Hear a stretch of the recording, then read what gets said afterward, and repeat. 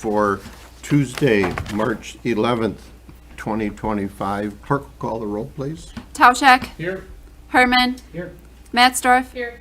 Gilson. Here. Hildebrand. Here. Pankwitz. Here. Binder. Here. Nelson. Here. Let the record show we have a quorum. Next is a pledge. Please stand if you're able. I pledge allegiance to the flag of the United States of America and to the republic for which it stands, one nation, under God, indivisible, with liberty and justice for all.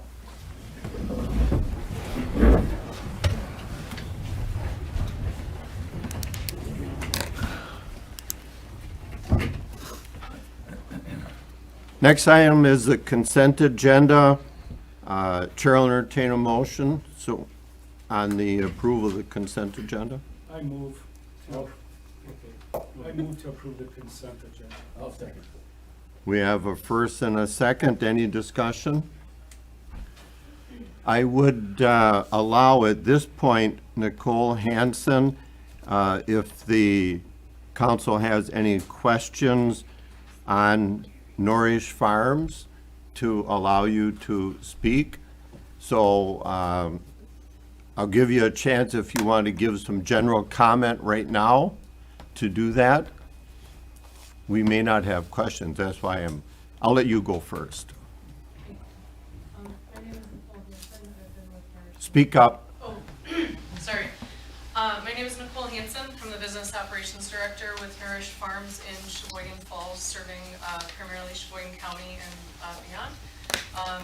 I've been with Nourish since 2018. Last year, we became the fiscal agent nonprofit of the Thursday night Stayer Park Farmers Market here in Plymouth. We are looking forward to returning that again this year for 18 Thursdays from June through October. We're hoping to continue to provide access to local farmers and producers and continue to grow community engagement here in Plymouth. So I look forward to any questions. We are hoping as a 501c3 nonprofit that the council will consider waiving the fees for the rental of the park, and we appreciate that consideration. I'm happy to answer any questions regarding our application. And I do want to note, there was a note on the application that we might consider having animals visit. We will not be doing that, so that no longer applies to our application. It was one farmer had asked if they could bring some of their small animals with, and we have since said no. So I just wanted to note that change. Thank you very much.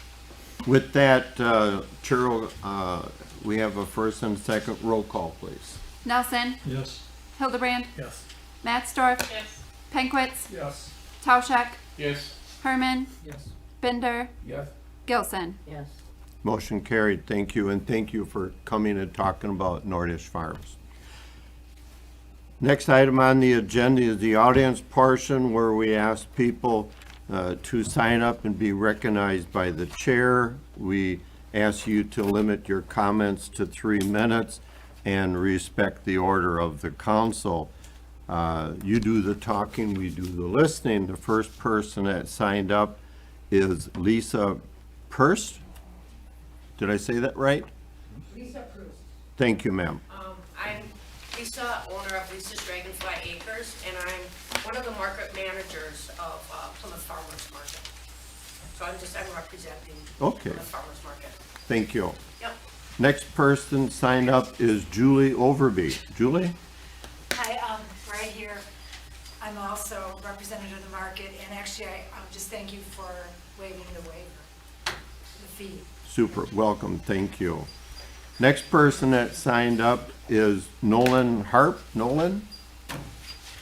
Hello, I'm Nolan Harp. I'm here to talk about the transmission lines that are proposed. So I live on County V along the primary proposed route of the ATC high voltage transmission lines. If the new lines are installed along that route, they will run across the entire length of my property and right through my front yard. The high voltage lines will be within 12 feet on a vertical plane from my house and run nearly over top of my well. And though my house is close to the road, I have several mature maple trees that help screen it from the road for safety and aesthetics. And they are slated to be clear cut on this proposed route. Several of my neighbors face the same situation, and we all share grave concerns over stray voltages and damage to important natural environments, wildlife, property damage, and human health issues created by this primary route. Some of the information that ATC and PSC used to base this decision was either lacking or false. My neighbors and I implore you to do your best to encourage ATC and the Public Service Commission to consider alternate routes that have less of a direct impact on our safety and the environment. Also, a thorough environmental impact study needs to be performed on any route chosen, and it needs to include impacts on the health and safety of humans, as well as the local natural environments and wildlife.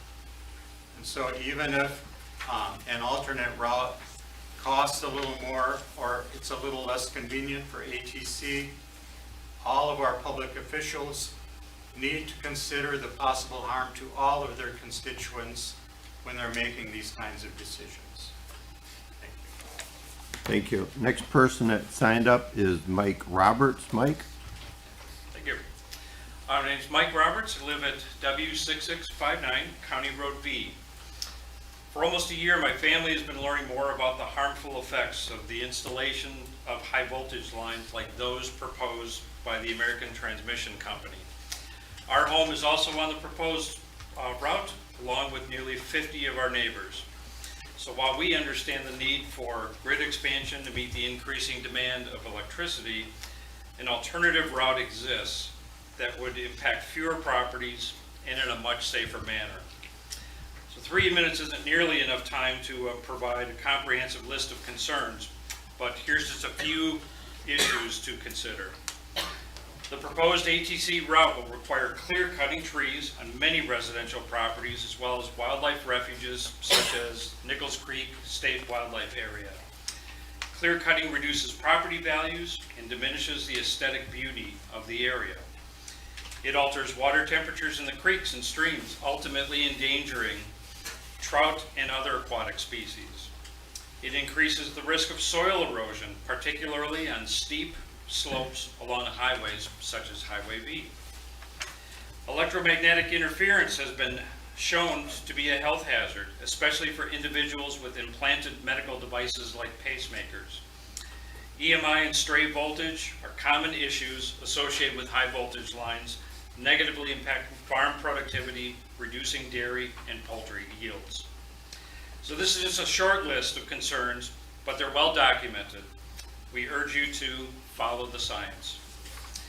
I, along with the entire Neighbor for Neighbors group, request that Plymouth Utilities and their contractor, ATC, either select an alternative route or conduct an environmental impact statement for the transmission line proposal. In fact, N4N has proposed alternative routes for over a year now. The environmental consequences must be thoroughly studied and quantified before the project moves forward, as the proposed work will have irreversible effects once started. And lastly, on just a personal note, 17 years ago, my family and I moved to this area from Milwaukee, built our home on a heavily wooded property that's been in my wife's family since the late 1800s.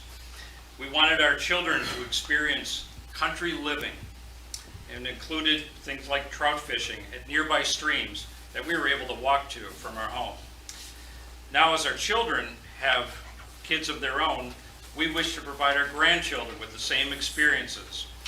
If this transmission line project proceeds as currently planned, those trout-filled streams will no longer exist within walking distance of our home. And sure, it might be a minor inconvenience, but imagine all those lost conversations between the grandkids and grandma and grandpa as we walk along for our next venture. Thank you. Thank you. Next person that signed up, maybe I'll get it right tonight, Joanne Friedman. it's Friedman. Friedman. I flipped the coin that came up Yeah, heads. and got it wrong again. Okay, thank you, All right, Joanne. That's okay. I had a phone conversation with Aaron Brault, Sheboygan County Planning and Conservation Department Director, on February 7th, 2025. During that call, Brault told me that the property owned by Randy Peach is already clear-cut because of the gas pipeline easement. After that call, I set up a date with Peach and took photographs of his property, Cedar Springs Trout Farm. The property is not clear-cut. The few trees that were cut down to install the gas line have grown back. On February 18th, 2025, Randy Peach and I spoke with Aaron Brault at the Sheboygan County Supervisors meeting. Brault asked Peach if he had the gas line easement, and Peach replied yes. Brault did not ask if the property was clear-cut, nor has he ever been on the property. Brault told us that this is a big national company and that there is nothing that he can do about it. He stated if we help you, then we will have calls from the people on the alternate route to complain. Brault then told us he has an electrical power line 20 feet from his front door. I informed them that everybody that has electricity has a distribution line coming into their home. A transmission line is a different and has a very extremely high voltage. Brault continued to dispute the issue. He made it clear that he does not know the difference between a distribution line and a transmission line. Therefore, our Sheboygan Planning Commission is misinformed about the impacts of the Plymouth project. The project is not national, it is a state project. Although Brault is not an elected official, his job was to review the environmental assessment and advise our elected officials. He did not know the impacts, nor did he evaluate the inaccuracies of the application. Our elected officials did not have the knowledge that they needed to require an environmental impact statement from the Public Service Commission of Wisconsin. The damage from the Plymouth Reliability Project is the responsibility of the City of Plymouth, owner of Plymouth Utilities. Both of the transmission routes have devastating consequences for the County of Sheboygan. The Director of the Sheboygan County Planning and Conservation Department has not taken the time to make a personal trip to the impacted area. It is in the best interest of the City of Plymouth to look at the potential devastating consequences of this proposed project. Many of you have been to Cedar Spring Trout Farm. You are welcome to visit and to look at all the trees that will be clear cut. The high voltage power lines will run over the ponds, over Nichols Creek, and next to the house. Stray voltage will be an issue for the trout and for the homeowner. This is only one of the properties that you will impact, and we welcome you to visit and to inspect the other properties that will be harmed by your project. Thank you. Thank you, Joanne. Next person signed up is Christy Sorensen. Christy? Yes, I agree with everybody that's spoken so far. Everything that they said is the truth, and we know what's going to happen if we don't fight this. I live at W5545 County Road N as in Nancy Waldo 53093. We have 40 acres that we've lived on for 40 plus years. It's been in my family for over 90 years. ATC wants to come in and basically they can go 300 feet and cut all the trees. We did a conservation easement on our property in 2018. We formed Sheboygan Area Land Conservancy in 1995, 96 to protect land. And finally in 2018, we did a conservation easement on our land to protect it because we saw all the farmers taking out their stone fences. And that's one of the beautiful parts of our property is our stone fences. if you go and look at how they were built, I look at them and say, how, when those were built, did they move the big, huge boulders that are there? And they're all stacked perfectly. We protected our land for the stone fences, but we also protected it for the trees. And now they wanna come through and cut the trees and take out the stone fence that's in the way. So, I very much don't agree with it. I am concerned with the lines being so close to our home. Our home is 60 feet from the front of our home is 60 feet from the edge of the road. Our bedroom is in the front of the house. Me using a wheelchair, I can't get upstairs or downstairs. So that's the only place I can sleep unless I sleep in the kitchen. So I suppose I could sleep on the table. I don't know, but that's, neither here nor there. I'm concerned about the EMFs. I am concerned about my health. I've always taken care of myself, eaten right, exercised, and now they wanna come through and destroy all that. I don't know how the electric lines are going to affect me. Yes, I use a wheelchair, but I am very active. I still garden, I still hunt. I'm an outdoor person. So, with the lines going over, I don't know how that's going to affect. And I really ask that you, propose to ATC to take a different route. They have other options. I think this one, their preferred route and their alternate route, both of them are affecting over 49 homes. And it's not like they're, 2,000 feet away from the lines. All these homes are close to the lines. And like Nolan said, what did you say, 12 feet, 15 feet? 12 feet I on mean, a vertical it's- plane, It's not that they even looked at this. They think they're gonna save money. But how is it going to affect us? And I think that you need to look at that, how it's going to affect your constituents, and take that into thought when you make a decision. So thank you. Thank you, Christie. Next person that has signed up is John Nelson. John? Okay, I just wanted to make the public aware that the Sugar Shack up in City Park is pretty much done now. Yesterday was the first time we boiled sap in the shack. It went just far beyond my expectations. We had probably 20 7th graders from Riverview Middle School come over and empty the pails. They'll be there again tomorrow morning at 11 and Friday morning at 11. So I would invite the public, anytime you see that we're actively boiling, we may boil tomorrow at noon. More likely it'll be Friday at noon. And everybody's welcome to walk in and see what's going on and enjoy the smells and the sights of the boiling process. So thank you to the community for supporting this whole project. It's really been encouraging. Thank you, John.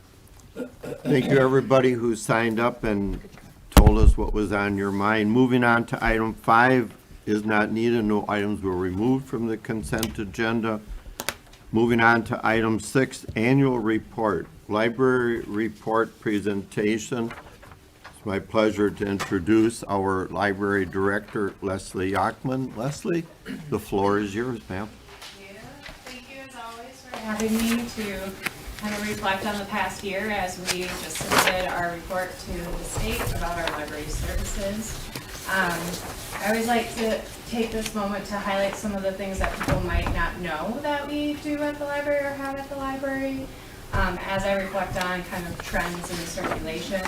So people might not know that we have board games, we have video games, we have memory care kits that were a part of a grant that was from the Rotary Club, which are for people with memory loss and their caregivers, friends, family to kind of do games, do puzzles, and cherish moments together, which are really cool. We also service not only the city of Plymouth, but the broader kind of service area around Plymouth into Fond du Lac, Manitowoc County. So overall, we have a service population of about 15,994 people.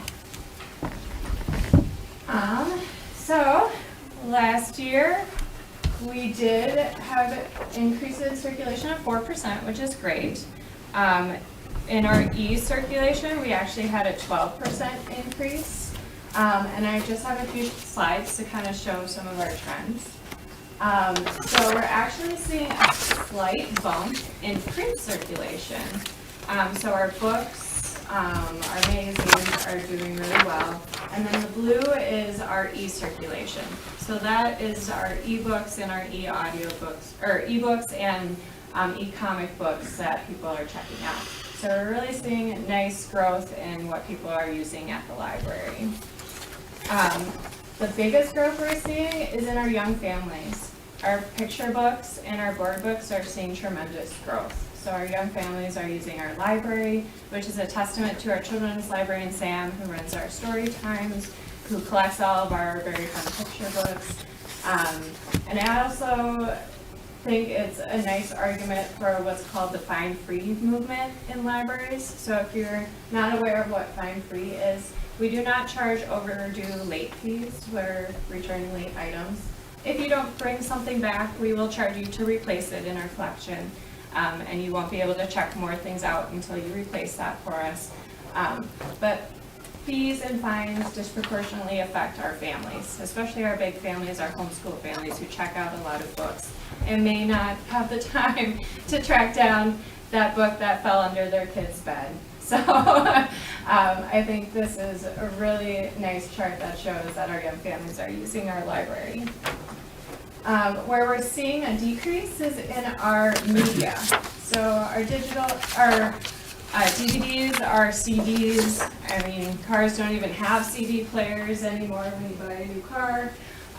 So a lot of that circulation is moving online. So we're almost about 50-50 for our online circulation for our media, which is pretty interesting. All right, but we are more than just physical items and books. A lot of people who come to the library don't even check anything out, and that's okay. We help with printing, we help with faxing, we help with technology. Our adult services librarian was helping somebody figure out how to do an online class today. So we're a lot more than just the items that we house. Last year, we did see increase in library visits, program attendance, slight increase in our public computer use, and then a slight increase in our free Wi-Fi. So, you know, we'll hear stories of somebody's Wi-Fi went out at home, they have a Zoom meeting they need to hop on, well, they're gonna come over to the library to get onto that meeting. All right. And then we do community events for all ages. So I put up a few pictures. Last year we did story time at the firehouse with Chief Pafford. We had a tea party. We had our summer reading program, which, as we know, this annual program helps prevent the well-documented summer slide, where when our children aren't engaged with reading over the summer, they will kind of lose some of their academic achievements that they did in the previous year. Last year we had record-breaking registration for our summer reading program. We had 491 children aged 0 to 11, 148 teens aged 12 to 18, and then 171 adults, because everybody loves prizes. I think our cheese and wine basket was the favorite for the adults. But we also, public libraries bring tremendous savings to our community. This is kind of an estimate of if everybody paid for everything that they checked out at the library, all of our books, our experience passes, which are museum passes that you can check out to go see local attractions. Our community members would be paying over $1,610,000. Take that into account our annual budget. The city of Plymouth, from our taxpayers, it's $352,400. From our Sheboygan County and adjacent counties, it's $244,000. So, our annual budget of $597,000 compared to $1 million is looking pretty good. And while it's harder to kind of track the value of those streaming services that you pay for, the average person pays $40 a month for streaming services. We cost $3 a month for our taxpayers. So really, it's a good investment in our community to have these services available to everyone. All right, and then I always like to bring kind of a patron story. We did a kind of a promotion last month of Write Us Your Library Love Letter for Valentine's Day. And Sharon C. shared this quote: "I'm so thankful for the library staff. They are so friendly, helpful, and knowledgeable. Being part of the Monarch Library System, it gives me access to countless books in a day or two. The innovative adult programming, Spice of the Month, and Winter Reading Challenge are just two examples. The pass is available for checkout. Being able to enjoy the zoo, museums, and other points of interest for free is simply phenomenal. I could go on and on, but I will end by saying that I love the library and the staff and the volunteers who keep it running. We are so lucky to have this amazing resource in our community. Thank you for all you do." And that was Sharon C. So thank you for all you do to support the library every year. And I had to put a picture of the mayor on that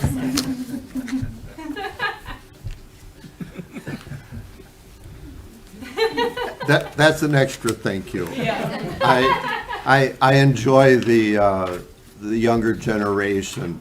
They are so attentive, and sometimes they don't know I miss a word, so that's really good. But I enjoy it, and they certainly seem to enjoy it.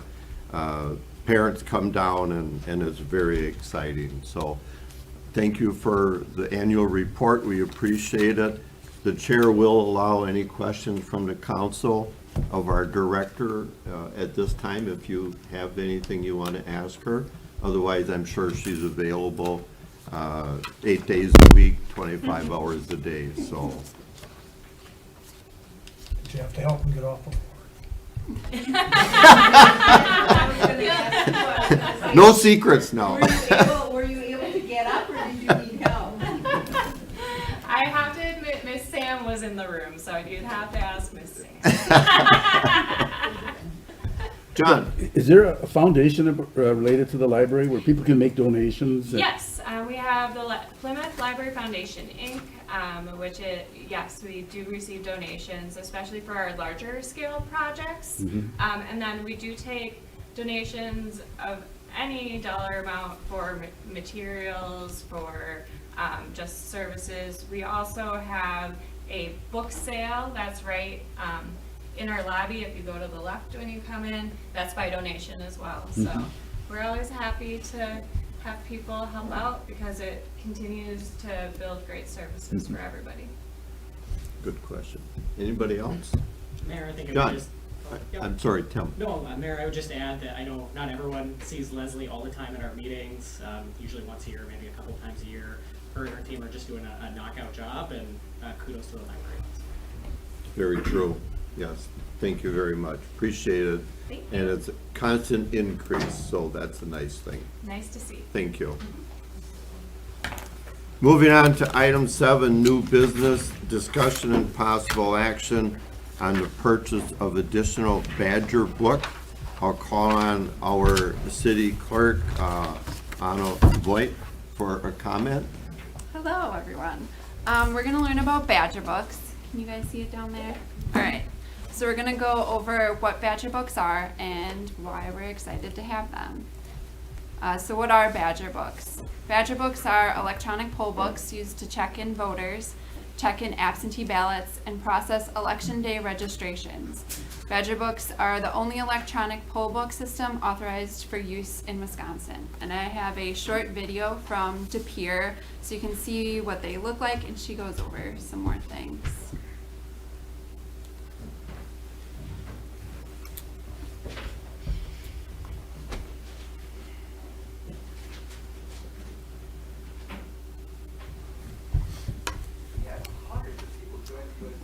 ad first.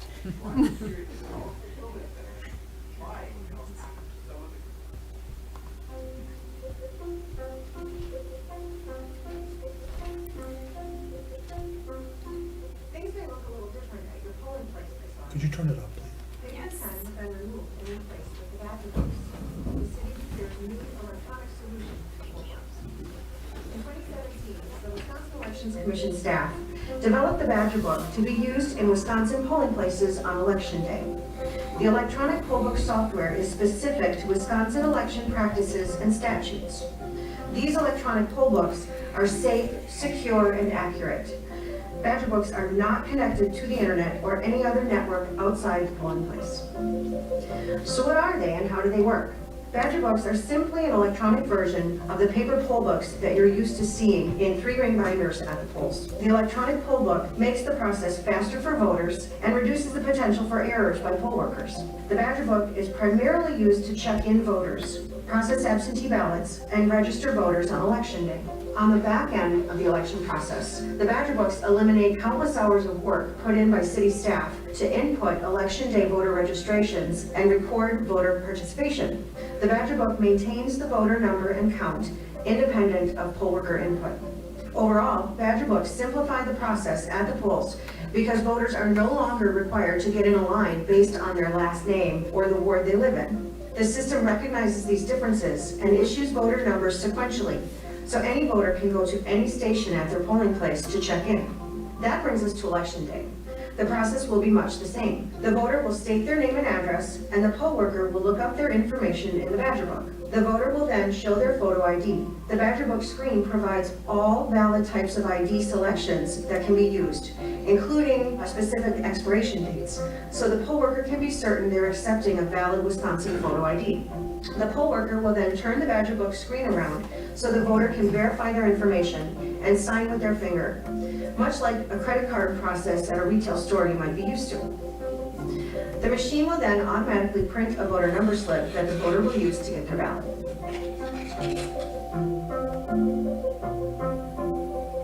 And here's a few important things to know. The Badger books do not contain any confidential voter information. Hacking a Badger book is not possible because the books are not connected to the internet. They are only connected via LAN to the other machines at the same polling place. Election Day registration information is encrypted. The Badger books have the entire statewide voter database. And why does this matter? If a voter shows up to vote in De Pere, but they actually live, for example, in the town of Lawrence, the system automatically alerts the poll worker about the voter being in the wrong polling place. The system can provide the poll worker with the voter's correct information, and they can pass that along to the voter. Voters can also register to vote on the Badger books. Voters looking to register won't need to stand in one line to register and then another line to check in. Finally, just want to tell you that because this is a new process for our poll workers, please be patient and kind as they learn the new process.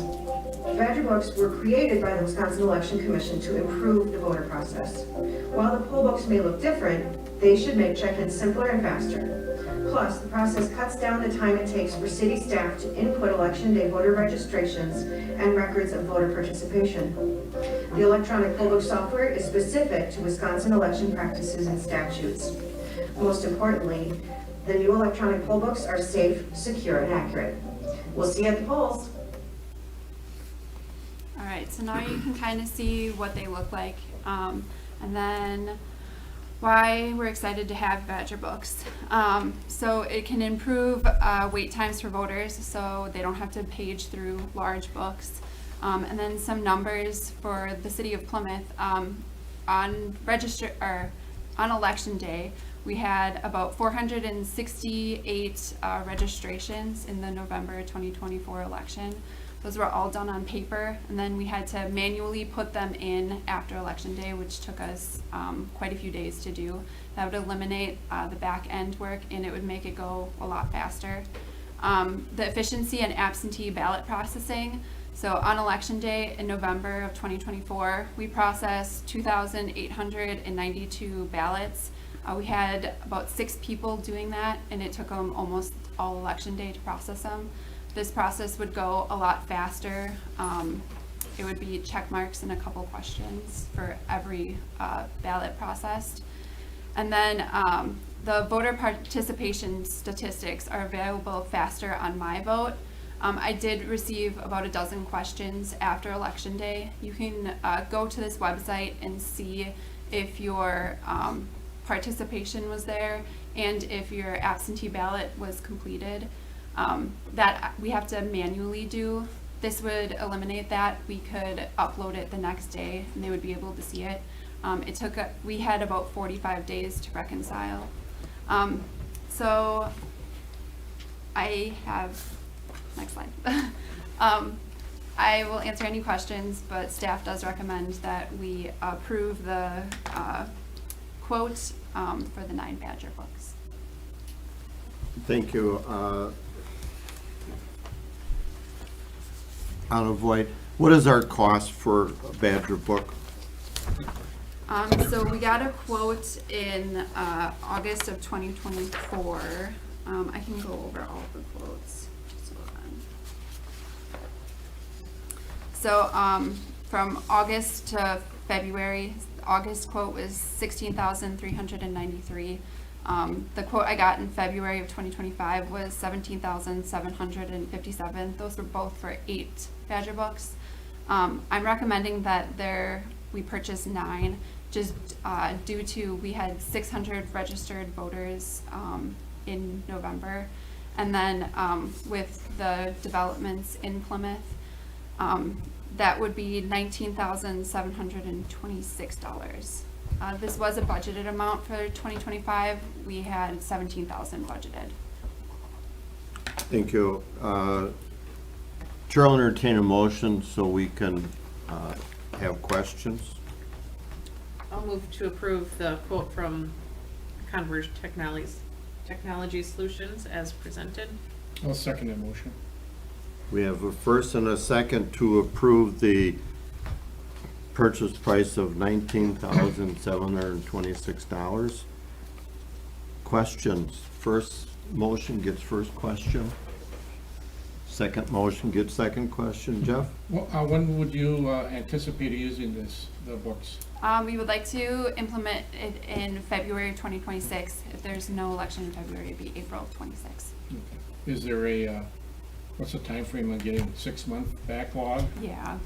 Any other clerks in Sheboygan County using these? Town of Plymouth has had them for quite a few years now, and they love them. Okay, thank you. Greg? What has been the life expectancy of these books? They've had them since 2017. There is a 5-year maintenance on it. After that, you can it's $150 per Badger book after that for the maintenance. Do we do our own maintenance, like with our IT guy, or is it something that has to be done outside? That is a good question. I can get back to you on that. Thank David? So if the system would fail, what's the backup plan on election day? We do print, it's mandatory that we print paper also to have a backup. John? Just a comment on the question.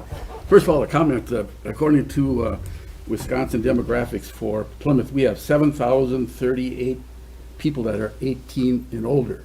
So we do have a large segment of people that have the potential to vote, and hopefully they will become civically minded and do that. The other question, the other one is a question. With the 9 Badger books, will we eventually be able to reduce the number of poll workers you have there at any election? That is possible. That's yes. possible. Any other questions? Angie? I think it'll be easier to find volunteers with a streamlined system. Like I see it being easier on the back end, but I think it would be easier for you to find volunteers. Hopefully. Yeah. Any other questions? Clerk will call the roll on the purchase of Badger books in the amount of $19,726, which is a budgeted item? Up to 17,000. Up to 17, okay. Herman? And where would we get the extra?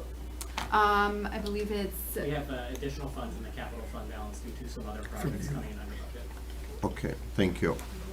Roll call, please. Herman, Yes. Matzdorf, Yes. Binder, Yes. Penkwitz, Yes. Gilson, Yes. Nelson, Yes. Tauschak, Yes.